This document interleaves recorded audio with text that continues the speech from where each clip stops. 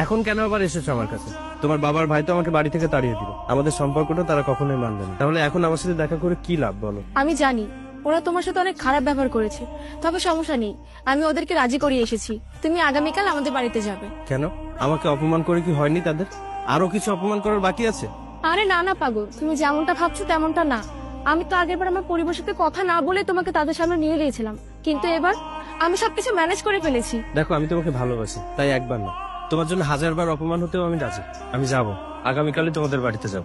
গতকালকে তোমাকে বাড়ি থেকে বের করে দিয়েছিলাম, কিন্তু আজকে আবারও আমার মেয়ের জন্য তোমাকে ডেকেছি। আচ্ছা তুমি একটা কথা বলো তো, তুমি কি সত্যি আমার মেয়েকে ভালোবাসো? হ্যাঁ, আমি সত্যি আপনার মেয়েকে ভালোবাসি। মুখের কথা আমি বিশ্বাস করি না। তোমাকে যদি ভালোবাসার জন্য কোনো পরীক্ষা দিতে বলা হয়, তুমি পারবে পরীক্ষা দিতে? হ্যাঁ, আমি আমার ভালোবাসা প্রমাণ করার জন্য যে কোনো পরীক্ষা দিতে পারবো, এমনকি যে কোনো পরিস্থিতির সম্মুখীন হতে পারবো। যেহেতু তুমি বেকার, তোমার কাছে টাকা নেই, তবে দিন শেষে তো টাকার প্রয়োজন আছে, তাই না? ভালো থাকতে গেলে, ভালো রাখতে গেলে টাকা জরুরি। আমি তোমাকে 6 মাস সময় দিচ্ছি।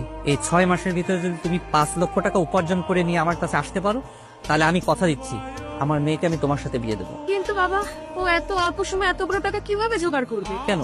ওই তো বললো ভালোবাসা প্রমাণের জন্য ও যে কোনো পরীক্ষা দিতে পারবে। হ্যাঁ পারবো আঙ্কেল, আমি এই 6 মাসের মধ্যে 5 লক্ষ টাকা উপার্জন করে আপনার সামনে আনতে পারবো, এবং সেটা বৈধভাবে এবং পরিশ্রম করে। তবে আপনি কি আমাকে নিশ্চয়তা দিতে পারবেন যে 6 মাস পরে আমার হেনা আমারই থাকবে? তোমার হেনা তোমারই থাকবে, তবে আমার আরো একটা শর্ত আছে। এই 6 মাসের ভেতরে তুমি আমার মেয়ের সাথে দেখা করতে পারবে না। খুব বেশি মনে পড়লে শুধু মোবাইলে যোগাযোগ করতে পারবে। যদি এই শর্তে রাজি থাকো, তাহলে 6 মাস পর তোমার সাথে দেখা হবে, এবং সেই দিনই তোমার সাথে ওর বিয়ে হবে। ঠিক আছে, আমি আপনাকে আপনার বাড়িতে দাঁড়িয়ে কথা দিয়ে যাচ্ছি, আমি 6 মাসের মধ্যে কোনোদিন হেনার সাথে দেখা করব না। যদি খুব বেশি মনে পড়ে তাহলে মোবাইলে যোগাযোগ করব। আর হ্যাঁ, 6 মাস পরে আমি এই বাড়িতে ফেরত আসবো, তবে খালি হাতে না, 5 লক্ষ টাকা নিয়ে আসবো। আর সেদিন আমার হেনাকে আমি এখান থেকে নিয়ে চলে যাব। মাত্র 6 মাসেরই তো ব্যাপার, হেনা দেখতে দেখতে কেটে যাবে। একটা সত্য ভালোবাসার সুন্দর সমাপ্তির জন্য এটুকু আত্মত্যাগ করতেই হবে। ভালো থেকো, আমি ফিরে আসবো তোমার কাছে। হেনার বাবাকে তুমি কথা দিয়ে আসতো 6 মাসের মধ্যে 5 লক্ষ টাকা উপার্জন করবো, কিন্তু এত কম সময়ে আমি কিভাবে এত টাকা উপার্জন করবো? টাকা উপার্জন করা কি এত সহজ? এখন যে চাকরির বাজার, কোথাও চাকরিও পাবো না। কিন্তু বসে থাকলে চলবে না, আমি হেনাকে ভালোবাসি, এনার জন্য সবকিছু করতে পারি। দরকার হলে আমি চা বিক্রি করবো, রিক্সা চালাবো, দিন মজুরে কাজ করবো, কিন্তু 5 লক্ষ টাকা আমার উপার্জন করতেই হবে। যাই। এই কলা লাগবে, কলা লাগবে, কলা কলা লাগবে, কলা।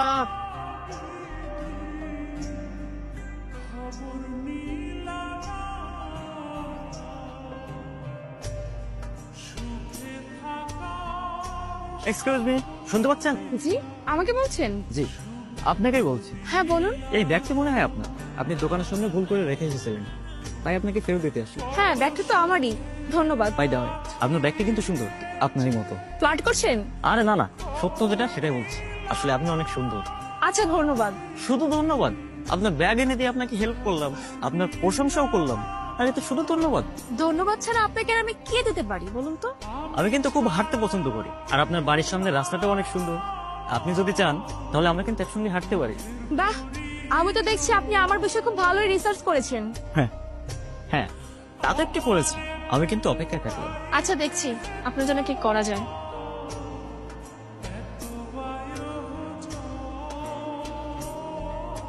দেখেন দেখেন দেখেন, 1 জোড়া 50, 2 জোড়া 80, খুবই সস্তা, খুবই সস্তা। 2 জোড়া 80, কম নেই, কম নেই। না কমাবে না। দেখেন দেখেন, কি ব্যাপার, ফোন ধরে না কেন? আসেন আসেন।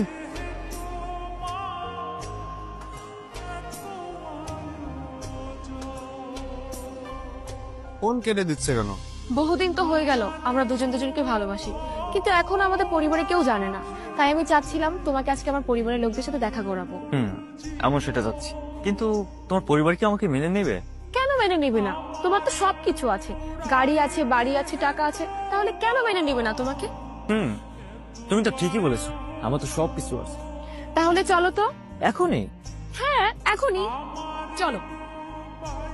বাবা, ওর নাম মারুফ, ও এই শহরে অনেক বড় একজন ব্যবসায়ী। নিরালাতে নিজস্ব 7টা ফ্ল্যাট কেনা আছে। তাছাড়া ও আমাকে অনেক ভালোবাসে, আর আমিও না কিভাবে কিভাবে জানি ওকে পছন্দ করে ফেলেছি। আমরা দুজন দুজনকে বিয়ে করতে চাই, এজন্য তোমাদের সাথে কথা বলার জন্য ওকে নিয়ে এসেছি। এসব কি বলছি? তাহলে দীপ্ত? বাবা, তুমি কি ভেবেছো দীপ্ত চলে আসবে? দেখেছো, তুমি না ওকে 6 মাস সময় দিয়েছিলে টাকাগুলো আনার জন্য, সেই 6 মাস সময় তো আজকেই শেষ হচ্ছে। কই ও এসেছে? হাসেনি তো, আর না কখনো আসবে। হেনার বাবার দেওয়ার সময়ের মধ্যে আমি আমার টাকাগুলো জোগাড় করতে পেরেছি। আজকে এটা নিয়ে হেনার পরিবারকে দেখিয়ে দেবো আমিও পারি আমার ভালোবাসার জন্য সবকিছু করতে। আজকে আমি আমার হেনাকে কাছে পাবো, আমার আর হেনার ভিতরে আর থাকবে না কোনো বাধা। আমি আসছি হেনা, আমি আসছি। মনে কর তুই একে বিয়ে করলি, ওর যদি দীপ্ত ফিরে আসে তখন তুই কি করবি? বাবা, দীপ্ত যদি চলেও আসে তাতে আমার কোনো কিছু যায় আসে না। আমার যতটুকু ধারণা, ওর মতন সাধারণ একটা ছেলে এতগুলো টাকা ম্যানেজ করে কিভাবে বাঁচবে, ও কখনোই আর আসবে না। ওর মতন ছেলেকে আমি যে কি দেখে ভালোবাসলাম তা আমি নিজেও বলতে পারবো না। আমার ভুল হয়েছে শুধুমাত্র ওকে পছন্দ করাটা। এখন সেই ভুলটা আমি শুধরাতে চাই মারুফকে বিয়ে করে।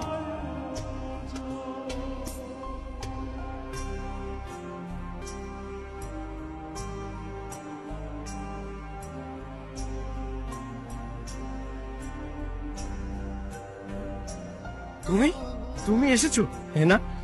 তুমি এসব কি বলছো আঙ্কেল? হেনা এসব কি বলছে? ও এই ছেলেকে বিয়ে করবে? হ্যাঁ বাবা, ও যা বলছে সব সত্যি বল। না, আমি বিশ্বাস করি না, আমি বিশ্বাস করি না। হেনা, তুমি তো আমাকে অসম্ভব ভালোবাসো, তাহলে আজ টাকার কাছে ভালোবাসা হেরে গেল? এই দেখো এখানে 5 লক্ষ টাকা আছে। তোমার বাবার ভাই আমাকে যে শর্ত দিয়েছিল আমি 6 মাসের মধ্যে তা পূরণ করেছি। তাহলে কেন তুমি এমনটা করলে আমার সাথে? আঙ্কেল, আপনি তো বলেছিলেন এই 5 লক্ষ টাকা জোগাড় করে আনলে আপনার মেয়েকে আমার হাতে তুলে দেবেন। এই যে দেখুন, এখানে 5 লক্ষ টাকা আছে। বিশ্বাস করুন আঙ্কেল, 1 টাকাও কম নেই। আমি আপনার মেয়েকে অসম্ভব রকমের ভালোবাসি। আপনার মেয়েকে ছাড়া আমি বাঁচতে পারবো না আঙ্কেল। কি হলো আঙ্কেল, আপনি কথা বলছেন না কেন? হেনা, তুমি কিছু বলো। আঙ্কেল, হ্যাঁ রে মা, দীপ্ত তো ঠিক কথা বলছে। সেদিন তুই তো বলেছিলি যে তুই দীপ্তকে ভালোবাসিস। আমরা বরং মেনে নিতে চাচ্ছিলাম না, কারণ ও গরিব, এতিম, ওর কাছে টাকা পয়সা নেই। তুই কি জানিস, সেদিন তোর ভাই আর আমি মিলে ওই প্ল্যানটা করেছিলাম। আমরা ভেবেছিলাম দীপ্ত কখনো এতগুলো টাকা একসাথে নিয়ে আসতে পারবে না, আর তোর সাথে ওর বিয়েও হবে না। কিন্তু ওকে দেখ, আমি তো বিশ্বাসই করতে পারছি না ও তোকে এতটাই ভালোবাসে যে ওর মতো একটা গরিব, এতিম, বেকার ছেলে এত কষ্ট করে এতগুলো টাকা তোর জন্য উপার্জন করে নিয়ে এসেছে। কিন্তু মা, তুই এর সাথে এমন অবিচার করতে পারিস না। প্রথম ভুলটা আমরা করেছিলাম ওর সঙ্গে তোকে বিয়ে না দিয়ে, কিন্তু দ্বিতীয় ভুলটা তুই করিস না। হ্যাঁ বাবা, ওই দিন যদি আমরা দীপ্তকে শর্তটা না দিতাম তাহলে আজকে এই দিনটা দেখতে হতো না। আর শোন বোন, তোকে বলছি, তুই দীপ্তকে অবহেলা করিস না, আর ওর হাতটা ছেড়ে দিস না। আমি তো এটাই বুঝতে পারছি না, তোমরাই একটা সময় ওকে পছন্দ করতে না, আর আজকে এমন কি হলো যে তোমরা ওর হয়ে সাপোর্ট করছো? একটা সময় আমরা ভুল করেছিলাম, আজ আমরা আমাদের ভুলটা বুঝতে পেরেছি। এজন্যই বলছি তুই আর ভুল করিস না। না, সম্ভব না। দীপ্ত অনেক দেরি করে ফেলেছি। আর হ্যাঁ, ওকে একটা সময় আমি ঠিকই ভালোবাসতাম, কিন্তু এখন ওকে আমি ভালোবাসি না। আর আমি তো ভালোবাসি মারুফকে, ওকে আমি বিয়ে করব। কিন্তু আমি চাই না। মারুফ, তুমি এসব কি বলছো? একটা সময় তুমি দীপ্তকে ভালোবাসতে আর ওকে বিয়ে করতে চেয়েছিলে, ঠিক আমার মতো। দীপ্তর থেকে তুমি আমাকে ভালো পেয়েছিলে, তাই ওকে ছেড়ে তুমি আমার কাছে চলে এসেছিলে। 2 দিন পর যে আমাকে ছেড়ে অন্য কারো কাছে যাবে না, তার কি কোনো নিশ্চয়তা আছে? আঙ্কেল, আপনি আমাকে মাফ করবেন, আমি আপনার মেয়েকে বিয়ে করতে পারবো না। দীপ্ত, আসলে আমি অনেক বড় ভুল করে ফেলেছি। বাবা ভাই যেটা বলেছে তারাই ঠিক কথাই বলেছে। তুমি আমার জন্য কত কষ্টই না করলে, আর আমি তোমার সাথে কি ব্যবহারটাই না করলাম। তবে শোনো দীপ্ত, আমি তো তোমাকেই ভালোবাসি, আমি তোমাকেই বিয়ে করতে চাই। চলো আমরা বিয়ে করি। জানো না, তোমাকে আমি অনেক ভালোবাসি। তোমার জন্য আমি সবকিছু করতে পারি। কাউকে ভালোবাসলে সুখের থেকে দুঃখটা বেশি হয়, সেই তো সব থেকে বেশি কষ্ট দেয়। যে একদিন বলে তুমি কষ্টে থাকলে আমার পুরো দুনিয়া অন্ধকার হয়ে যায়। কেউ কারোর জন্য মরে যায় না, সবাই বেঁচে থাকে, কিন্তু মরে যায় ভালোবাসা, আশা, ভরসা, বিশ্বাস আর স্বপ্নগুলো। হ্যাঁ না, ভালোবাসা একটা সম্পর্ক যেটা গড়তে গেলে 2 জন লাগে, কিন্তু ভাঙতে গেলে একজনই যথেষ্ট। কাউকে কষ্ট দিলে সেই কষ্ট তার নিজের কাছে দ্বিগুণ আকারে ফিরে আসে। সেটা হোক আজ, না হোক কাল। কারো অতীত পরিবর্তন করা যায় না, কিন্তু চাইলে ভবিষ্যৎটা সুন্দর করে সাজানো যায়। ভালোবাসা যেটা দেয় তার থেকে বেশি কিছু কেড়ে নেয়। আর এই টাকা পয়সা, ধন দৌলত, সৌন্দর্য, এগুলো নিছক একটা মোহ। এগুলো ভালো লাগা ছাড়া আর কিছু না। তোমার এই মুখোশের আড়ালে আজকে যে রূপটা দেখলাম না, তাতে আর যাই হোক, বিয়ে আমি কোনোদিন তোমাকে করতে পারবো না।